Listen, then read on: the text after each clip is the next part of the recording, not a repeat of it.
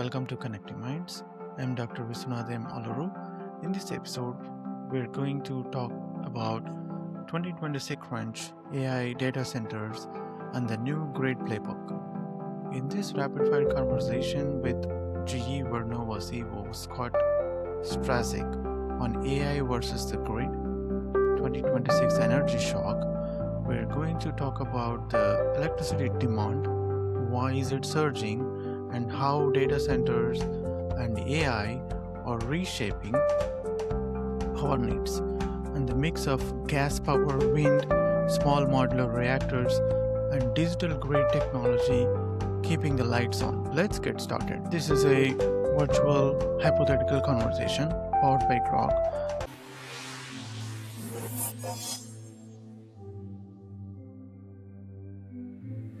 We're going to talk to GE Vernova CEO Mr. Scott Strazik. Let's start with the current state of global energy needs and what are the key drivers and challenges that we are seeing in 2020. According to Scott at GE Vernova, the global electricity consumption is hitting new high, projected to exceed 20,000 terawatt-hour, or electrification across industries, population growth, and the explosive rise of data-intensive technologies like artificial intelligence. We are seeing demand surges in emerging markets as well as developed markets as well. But the real pressure point is the mismatch between the supply and the infrastructure. The great bottlenecks are causing higher energy prices and slowing industrial expansion. At GE Vernova, they're mainly focusing on addressing this issue through their portfolio that spans gas power, renewable energy, and grid solutions to ensure reliable, affordable energy. Speaking of infrastructure needs, the energy grids worldwide are under significant strain. How is GE Vernova approaching these challenges, and what role does their business model play in solving these challenges? According to Scott, the infrastructure is the backbone of the energy system, and it's facing unprecedented stress from volatile demand and extreme weather events. Their business model is purpose-built around electrifying and decarbonizing the world. They are not just a hardware provider, they're integrating advanced software and AI-driven analytics to optimize the grid performance. They operate mainly through four key pillars, which is electrification by expanding the access, decarbonization, reducing the emissions via tech like carbon capture, conservation by efficiency tools, and sustainable growth for the communities. For instance, their grid solution business uses digital twin technology and predictive maintenance in order to prevent outages, while the wind and gas power segments provide scalable generation of power. This holistic approach allows them to partner with utility and tech giants to build resilient systems, like the recent collaboration to deliver energy demands for these AI data centers.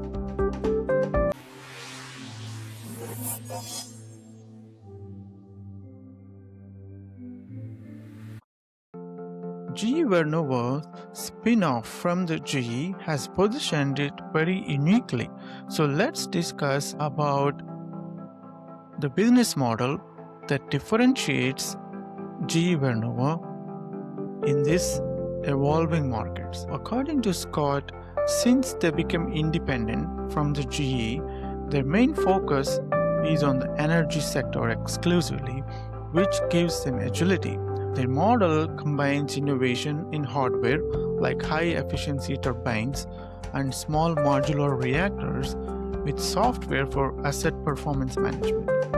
They're very selective in projects to ensure profitability and sustainability, prioritizing research and development in areas like wind standardization, AI integration.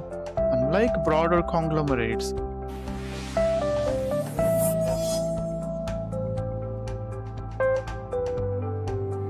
they are laser focused on energy transition, enabling them to lead in a decarbonization strategies such as carbon markets and hybrid systems that blend renewable energy with reliable baseload power. This has driven partnerships like, for example, with Chevron for 4 gigawatt of data center power by 2027. Looking ahead, AI and data centers are forecasted to cause massive surges in power needs. How is GE Vernova is preparing for these massive power surges, and what solutions they have in order to prioritize these massive power loads? According to Scott, this AI boom is a game changer. The data centers could account for up to 7.5% of Earth's electricity by 2030, with global demand potentially rising 165% in the same period. The utilities and hyperscalers are scrambling for reliable, quick-to-deploy power. So at GE Vernova, they're leaning into flexible gas turbines like LM2500 Express, which can replace multiple diesel generator sets and provide 35 megawatt of power efficiently.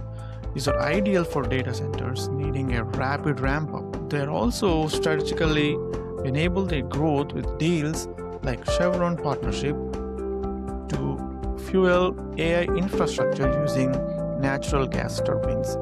In the long term, they're investing in grid enhancements to handle these surges without blackouts.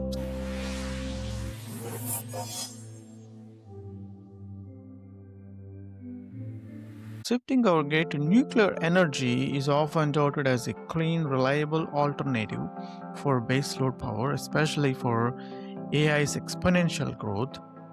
Let's see how GE Vernova is actually positioning itself in order to provide these various nuclear energy options, how they actually fit into this match.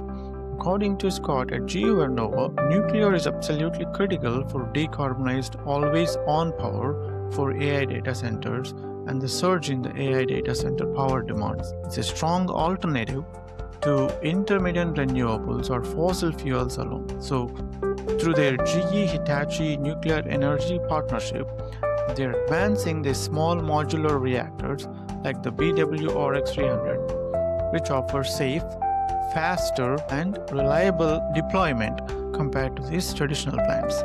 They have formed alliances such as Samsung C&T for global rollout and Ontario Power Generation for fuel and deployment.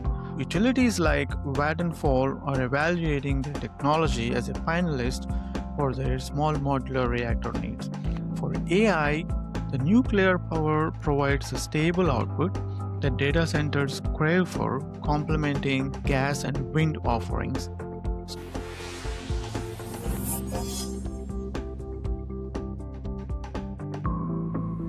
GE Vernova, they're very optimistic about a nuclear renaissance where small modular reactors can help meet the surging demands while cutting the emissions.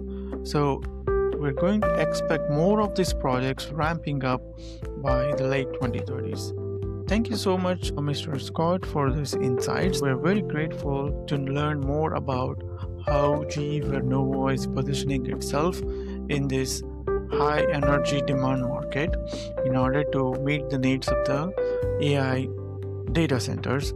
Thank you once again for joining today on this podcast with me on Connecting Minds. I hope you all enjoyed this podcast, and we will see you all again with another episode. Thank you. Have a good day.